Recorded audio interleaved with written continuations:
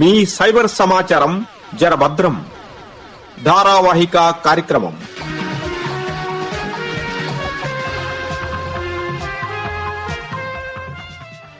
శ్రోతలకి నమస్కారం.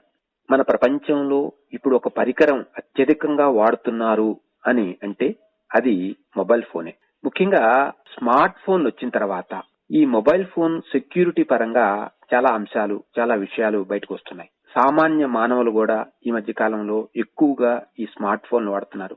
మరి అది వాడేటప్పుడు సరైనటువంటి అవగాహన లేకుండా వాటి వాడినట్లయితే రకరకాలైనటువంటి సమస్యలు ఎదుర్కోవాల్సినటువంటి పరిస్థితి ఏర్పడుతుంది. మరి దీనికి సంబంధించి ప్రతి వాళ్ళు కూడా అవగాహన ఏర్పరచుకోవాల్సినటువంటి అవసరం చాలా చాలా ఉంది.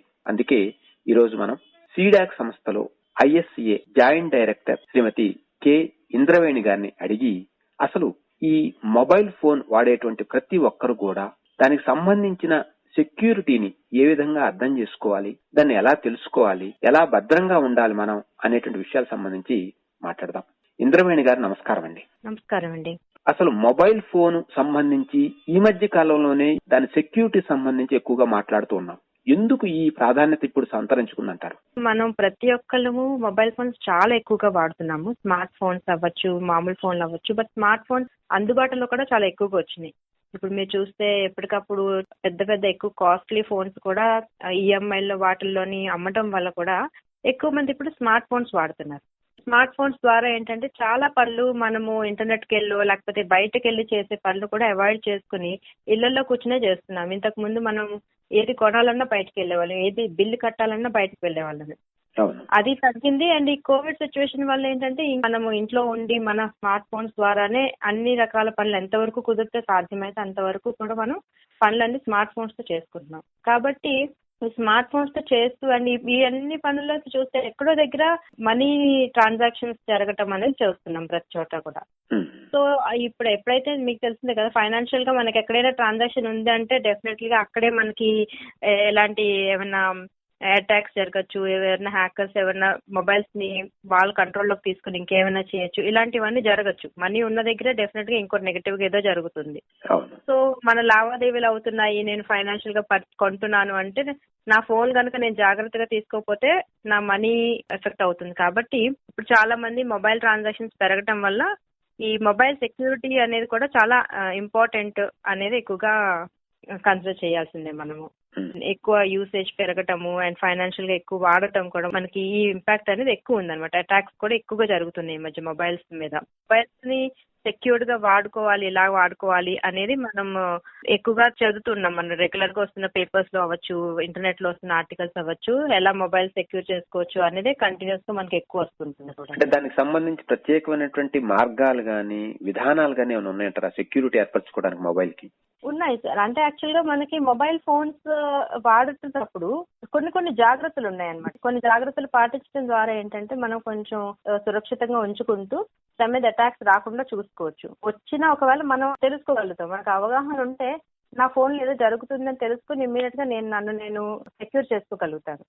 అవగాహన లేకపోతే ఏంటంటే మనం వాడుకలోని మిస్ అవుతాం కొన్ని జాగ్రత్తలు తీసుకోవటం. ఇప్పుడు మొబైల్ ద్వారా ఏంటంటే ఇంటర్నెట్ ప్రపంచం అనేది మన గుప్పెట్లోకి వచ్చింది ఒక విధంగా. అది చాలా మంచిది. పిల్లలకి నాలెడ్జ్ పెరుగుతుంది. ఇంట్లో పిల్లలు కూడా ఈ మధ్య ఎక్కువ వాడుతున్నారు.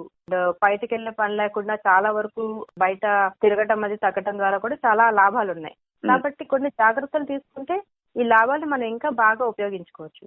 లేకపోతే జాగ్రత్తలు తీసుకోకపోతే ఏంటంటే తర్వాత మళ్ళీ నష్టపోతాం. మనీ పరంగా అవ్వచ్చు, లేదా మన పర్సనల్ డేటా లీక్ అవ్వచ్చు, ఏదైనా జరగచ్చు అనమాట. అంటే ఇక్కడ సెక్యూరిటీ అంటే ప్రధానంగా మన డబ్బు రక్షించుకోవటం, అలాగే మీరు అన్నట్టుగా సమాచారాన్ని భద్రపరచుకోవటం, ఈ రెండు విషయాలకు సంబంధించి మనం సెక్యూరిటీ ఏర్పరచుకోవాలి. అవును. అంటే ఇప్పుడు అసలు సెక్యూరిటీ అనేటువంటి విషయం ఇంటర్నెట్ ఉన్నటువంటి మొబైల్ లేదా స్మార్ట్ ఫోన్ లో ఏ విధమైనటువంటి జాగ్రత్తలతోటి దాన్ని సెక్యూరిటీని ఏర్పరచుకోవడానికి అవకాశాలు ఉన్నాయంటారు మనకి? మనం అనుకున్నట్టుగా రెండు విషయాలు మనకి మొబైల్స్ లో ఎక్కువగా మనం చేస్తున్న పనులు ఏంటంటే ఫైనాన్షియల్ ట్రాన్సాక్షన్స్, మనీ తోటి లావాదేవీలు ఎక్కువ జరుగుతున్నాయి.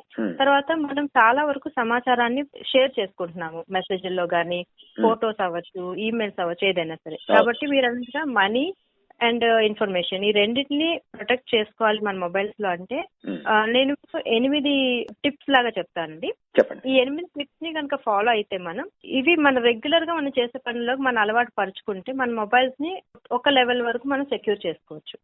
మొదటిది ఏంటంటే రెగ్యులర్ గా మన ఫోన్ ని లాక్ మోడ్ లోనే ఉంచుకోవాలి. ఆ లాక్ అనేది కూడా ఎలా ఉండాలంటే చాలా ఫోన్స్ లోని లాక్ లో ఉన్నప్పుడు కూడా కొన్ని ఫెసిలిటీస్ ఉన్నాయి. సో అవి ఏంటి అనేది మనం ముందుగా చూసుకుని, అంటే లాక్ లో ఉన్నప్పుడు కూడా మనము కెమెరా ఆన్ చేయొచ్చు, లాక్ లో ఉన్నప్పుడు మన కాల్స్ ని ఆన్ చేయొచ్చు, ఇలాంటివి ఉన్నాయి. అవి ఒకసారి చూసుకుని అన్ని అలౌ చేయకుండా ఏవైతే ముఖ్యమైనవి ఉంటాయో అవే, అంటే ఎమర్జెన్సీ కాల్స్ చేయడానికి మాత్రం అలౌ చేయాలి, అలాంటివి పెట్టుకోవాలి. ఫోన్ ఎప్పుడు లాక్ మోడ్ లోనే ఉండాలి. అండ్ అన్లాకింగ్ కి చాలా మంది ఏంటంటే ప్యాటర్న్ వాడుతుంటారు ఎక్కువగా. మనకి డాట్స్ ఉండి డాట్స్ మీద కలుపుతాం మనము. ఇప్పుడు మన స్మార్ట్ ఫోన్స్ లో ఏమవుతుందంటే ఆ స్క్రీన్ మీద ప్యాటర్న్ ఒకటే కంటిన్యూస్ గా చేయడం వల్ల కూడా ఆ ప్యాటర్న్ అర్థమయ్యే ఛాన్స్ కూడా ఉంటుంది. కాబట్టి ఇప్పుడు స్మార్ట్ ఫోన్స్ చాలా మంది కొనుక్కుంటున్న స్మార్ట్ ఫోన్స్ లో చాలా చాలా మంచి ఫీచర్స్ కూడా ఉంటున్నాయి. ప్యాటర్న్ కంటే కూడా మీరు ఏదైనా సంఖ్యని గుర్తు పెట్టుకుని ఒక 6 digits కానీ 8 digits కానీ నెంబర్ ని పెట్టుకోవడం అనేది బెటర్ ఎప్పుడైనా సరే. అండ్ ఇంకొకవేళ మీ ఫోన్ సపోర్ట్ చేస్తుంటే బయోమెట్రిక్ అంటే ఫేస్ రికగ్నిషన్ కానీ థంబ్ ప్రింట్ కానీ పెట్టుకోండి. థంబ్ ప్రింట్ కంటే కూడా ఫేస్ రికగ్నిషన్ ఇంకా బెటర్ ఆప్షన్ మనకి. అంటే మీరే అర్థం చేసుకోవచ్చు. థంబ్ ప్రింట్ అంటే ఇప్పుడు మనం పడుకున్నప్పుడు కూడా మన థంబ్ ప్రింట్ తీసుకోవచ్చు కదా ఎవరైనా సరే. బట్ ఫేస్ రికగ్నిషన్ అనేది అలా చేయలేరు. ఫేస్ రికగ్నిషన్ కళ్ళు తెరిచి మనం చూస్తుండగా ఇలా కొన్ని ఉన్నాయి దాని పద్ధతులు. సో ఫోన్ లాక్ చేసుకుని ఉండాలి. అండ్ అన్లాకింగ్ కి ఇది మనము పిన్ కోడ్ లేదా ఫేస్ రికగ్నిషన్ తోటి పెట్టుకోవడం అనేది బెస్ట్ ఆప్షన్ అండి. ఇది ఫస్ట్ టిప్ మనకి. ఇక రెండోది వచ్చేసరికి ఇప్పుడు మొబైల్స్ లోని ఇందాక మనం అనుకున్నట్టుగా చాలా డేటా ఉంటుంది. మన ఫోటోలు అవ్వచ్చు, మెసేజెస్ అవ్వచ్చు, ఏదైనా సరే. ఇప్పుడు ఇవన్నీ ఏంటంటే మనకి ఫోన్ లో నార్మల్ గా ప్లెయిన్ టెక్స్ట్ లో ఉంటుంది. కానీ ఈ రోజుతో వస్తున్న అన్ని ఫోన్స్ కూడా వాటిని ఎన్క్రిప్ట్ చేసి పెట్టుకునే పద్ధతి ఉంటుంది అనమాట. ఎన్క్రిప్షన్ అంటే ఎవరైనా ఫోన్ యాక్సెస్ చేస్తే డైరెక్ట్ గా చూడలేరు కంటెంట్. ఇప్పుడు నాకు లాక్ లేకపోతే చూడలేను, కానీ ఫోన్ నేను సిస్టమ్ కి కనెక్ట్ చేస్తే కొంతవరకు ఫొటోస్ అలాంటివి చూడగలుగుతాము. అంటే నాకు మీ లాక్ తెలియదు, కానీ ఒకవేళ నేను ఫోన్ దొంగలించాను అనుకోండి, దాన్ని నా కంప్యూటర్ కనెక్ట్ చేస్తే నేను డేటా చూడగలుగుతాను లాక్ తీయకపోయినా కొన్నిసార్లు. సో అలాంటప్పుడు కూడా ప్రొటెక్ట్ చేసి, అంటే కొన్ని రకాలు ఉన్నాయి దానికి, వేరే టైప్స్ ఆఫ్ హ్యాక్స్ ఉన్నాయి. సో వాటి నుంచి రక్షించుకోవడం కోసం మనం డేటాని ఎన్క్రిప్ట్ చేసుకునే పద్ధతి వాడుకోవాలి. ఈ మధ్య వస్తున్న స్మార్ట్ ఫోన్స్ చాలా వరకు మనకి ఫోన్ లోనే ఉంటుందండి. ఒక సెట్టింగ్స్ కి వెళ్ళి ఒక ఆప్షన్ ఉంటుంది అనమాట, డేటాను ఎన్క్రిప్ట్ చేయమని. అది కనుక సెలెక్ట్ చేసుకుంటే అది ఆటోమేటిక్ గా మన డేటాను ఎన్క్రిప్ట్ చేసి ఉంచుతుంది. మనం యాక్సెస్ చేస్తున్నప్పుడు లాక్ తీసి వాడుతున్నప్పుడు మాత్రం అది డిక్రిప్ట్ చేసి మనకు చూపిస్తుంది. అదే ఏదైనా వేరే పద్ధతిలో ఇప్పుడు నేను దాన్ని రూట్ చేసో జైల్ బ్రేక్ చేసి ఇలా కొన్ని హ్యాక్స్ ఉన్నాయన్నమాట. వాటి ద్వారా చేసినప్పుడు వాళ్ళు డేటాను వాడలేరు.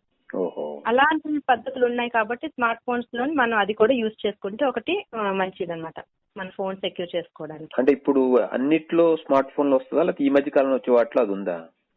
ఈ మధ్యగా వస్తున్న స్మార్ట్ ఫోన్స్ చాలా వాటిలో ఈ ఫీచర్ ఉందండి. ఎన్క్రిప్ట్ డేటా అని మీకు సెట్టింగ్స్ కి వెళ్తే కనిపిస్తుంది. దాన్ని ఎనేబుల్ చేసుకోవాలా? అవునండి, దాన్ని ఎనేబుల్ చేసుకోవాలి. బాగుంది. సో ఎన్క్రిప్ట్ డేటా అన్నప్పుడు అది మన ఒక కీ లాంటిది అడుగుతుంది అనమాట. ఆ కీని ఒకటి మనం గుర్తు పెట్టుకోవాలి.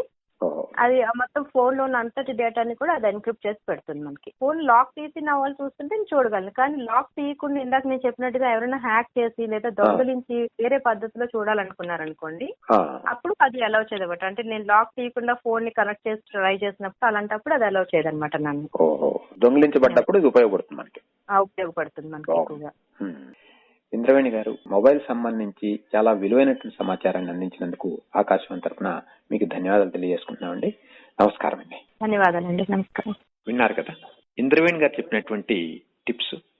ఇంకా ఫోన్ లో సెక్యూరిటీ సంబంధించి చాలా ముఖ్యమైనటువంటి టిప్స్ ఉన్నాయి. అవి వచ్చే కార్యక్రమంలో విందాం. అంతవరకు సెలవు. నమస్తే, మీ సుధాకర్ రెడ్డి.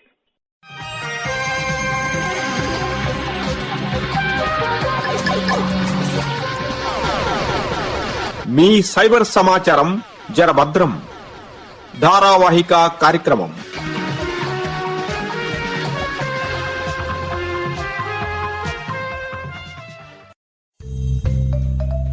నిర్వహణ ఎన్ సుధాకర్ రెడ్డి.